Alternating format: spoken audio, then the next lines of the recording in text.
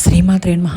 అందరికీ నమస్కారం అండి. అందరూ ఎలా ఉన్నారు? నేను చాలా బాగున్నానండి. మీ అందరూ కూడా బాగుండాలి. ఆ హరిహరాధన యొక్క కృపా కటాక్షలు అందరూ కూడా కలగాలని కోరుకుంటూ, శ్రీ గాయత్రి పోలేరమ్మ తల్లి జ్యోతిష్యాలయం. పెళ్లి సంబంధాలు ఎన్ని వచ్చినా కుదరకపోవటం, భార్యాభర్తల మధ్య తగాదాలు, పిల్లలు పెద్దల మాట ఎదిరించడం, ఆర్థికంగా సమస్యలు, శత్రుభయం, అలాగే చెడుపు చెల్లంపు నివారణ, ముఖ్యంగా స్త్రీ మరియు పురుష వశీకరణ వీళ్ళ ప్రత్యేకత గురువుగారు చెప్పినట్టు జరుగుతుంది. వివరాలకు సంప్రదించండి 6302113532. మనకు శ్రావణ మాసం అనేది త్వరలోనే రాబోతుంది. ఆగస్టు 5 నుంచి కూడా మనము శ్రావణ మాసం అనేది జరుపుకుంటాం. శ్రావణ మాసంలో ప్రతిరోజు కూడా పండుగే. దాంతోపాటుగా ప్రతి శుక్రవారం కూడా శ్రావణ శుక్రవారాలు, శ్రావణ శనివారాలు, అలాగే శ్రావణ మంగళవారాలు ప్రతి ఒక్క వారము కూడా చాలా ముఖ్యమైనది. అయితే శ్రవణ నక్షత్రంలో చంద్రుడి దగ్గరగా నక్షత్రం ఉండటం వల్ల దీన్ని మనం శ్రవణ నక్షత్రం, శ్రావణ మాసము అంటారు కదా. అయితే ఈ శ్రావణ మాసంలో ఇంటికి వచ్చిన ఏ ఒక్క సువాసినిని కూడా, ఏ ముత్తైదువును కూడా ఖాళీ చేతులతో అంటే ఉత్త చేతులతో ఇంటికి పంపించకూడదు. అయితే వారికి మనకు తగ్గట్టుగా మన తాహత్తులో మనము ఇలా వాయనం అనేది అంటే తాంబూలం అనేది ఇవ్వాలి. వరలక్ష్మి వ్రతం రోజున ప్రత్యేకంగా మరీ ఇంకొక ఐటెం అనేది పెట్టి మనము తాంబూలం అనేది ఇవ్వాలి. అది ఎలాగో ఇవాళ వీడియోలో డీటెయిల్డ్గా అయితే చూద్దామండి. ముందుగా మన ఛానల్ని ఎవరైనా ఫస్ట్ టైం చూస్తున్నట్లయితే సబ్స్క్రైబ్ చేసి, లైక్ చేసి వీడియో చూడండి. అంతేకాకుండా మరిన్ని ఆధ్యాత్మిక మంచి వీడియోస్ కోసం మన ఛానల్ని తప్పకుండా సబ్స్క్రైబ్ చేయాలి. అలాగే సపోర్ట్ అనేది ఉండాలని కోరుకుంటున్నాను. ఇంటికి వచ్చిన ఏ ముత్తైదువును కూడా మనం ఉట్టి చేతులతో పంపకూడదు. అలాగే ఒక లక్ష్మీదేవి వచ్చినట్టుగా మనం భావించి వారికి పసుపు అనేది కాళ్ళకి చేతులకి రాయాలి.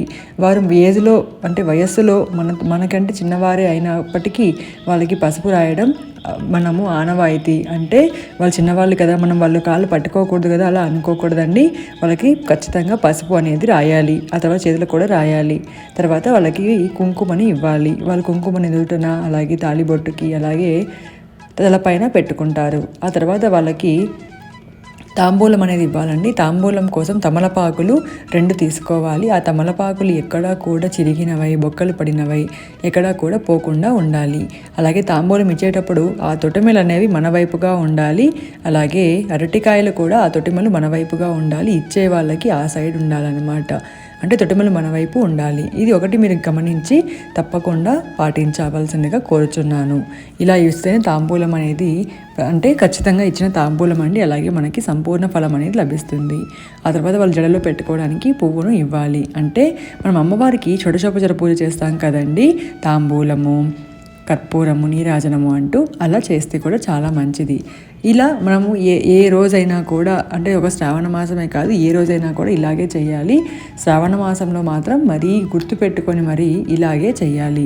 ఇలా చేయటం వల్ల మనకి మనం పూజ చేసిన సంపూర్ణ ప్రతిఫలం అయితే మనకి లభిస్తుంది. ఆ తర్వాత దాంట్లో ఒక పసుపు కొమ్ముని పెట్టాలి. ఆ తర్వాత ఒక పసుపు తాడును కూడా పెట్టుకోవాలి.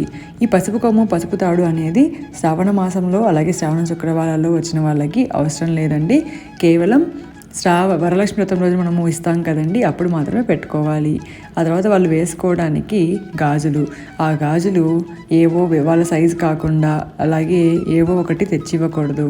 వాళ్ళకి అవసరమయ్యేటట్టు మనం ఇస్తే వాళ్ళు ఉపయోగించుకునేటట్టు ఉండాలండి. అలా మాత్రమే మనం ఏ వస్తువైనా ఇందులో పెట్టాలి. అలాగే జాకెట్ ముక్కలు నలుపు, అలాగే నలుపు ఒకటి లేకుంటే చాలండి. ఏ కలర్ అయినా పెట్టవచ్చు. అలాగే ఒకటి పెట్టకూడదండి, 2 జాకెట్ ముక్కలు పెట్టాలి. ఆ జాకెట్ పీసులు పెట్టాక ఇంతవరకు అయితే ఏ ఒక్కరికైనా మనం శ్రావణ మాసంలో వచ్చిన ఇంటి అతిథులకు మనం సువాసినులకి పూజ చేయాలి. అయితే ఈ శనగలు అనేవి నానబెట్టి మొలకలు తెచ్చినవండి. మొలకలు ఇచ్చినవి ఇస్తే చాలా మంచిది. లేదు అనుకుంటే నానబెట్టినవి ఇచ్చినా కూడా సరిపోతుంది. ఈ వరలక్ష్మి వ్రతం రోజున ఆగస్టు 16వ తేదీ మీరు ఉదయం పూజ చేసినప్పటికీ సాయంత్రం 6 నుంచి 7 గంటల లోపు ఇంటికి ముత్తైదువులను పిలిచి వాళ్ళకి ఇలా వాయనం ఇవ్వాలి. శనగలతో కలిపిన ఈ 1 రూపీ కాయిన్ అనేది కూడా ఖచ్చితంగా పెట్టాలండి వరలక్ష్మి వ్రతం రోజున.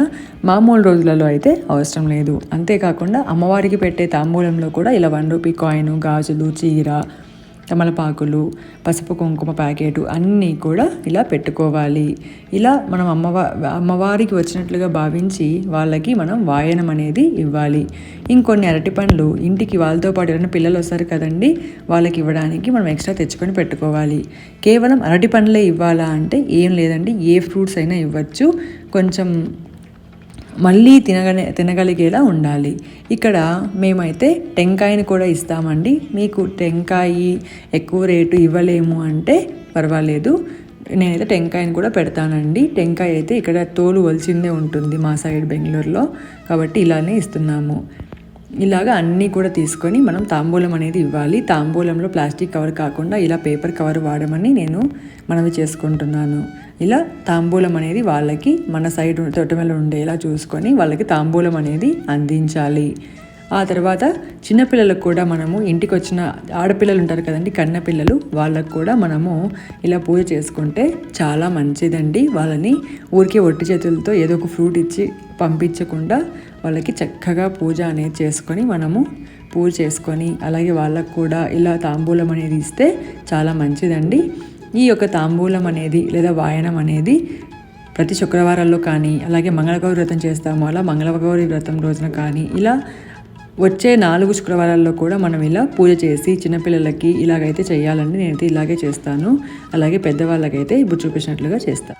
చూసారు కదండి, ఈ ఒక్కటి మర్చిపోకుండా ఇలా అన్నీ గుర్తుపెట్టుకొని వీడియో చూస్తూ మీరు తాంబూలం అనేది ఇచ్చి ఆ లక్ష్మీదేవి యొక్క సంపూర్ణ కృపా కటాక్షాలు అందరికీ కూడా కలగాలని కోరుకుంటూ సర్వేజన సుఖినో భవంతు.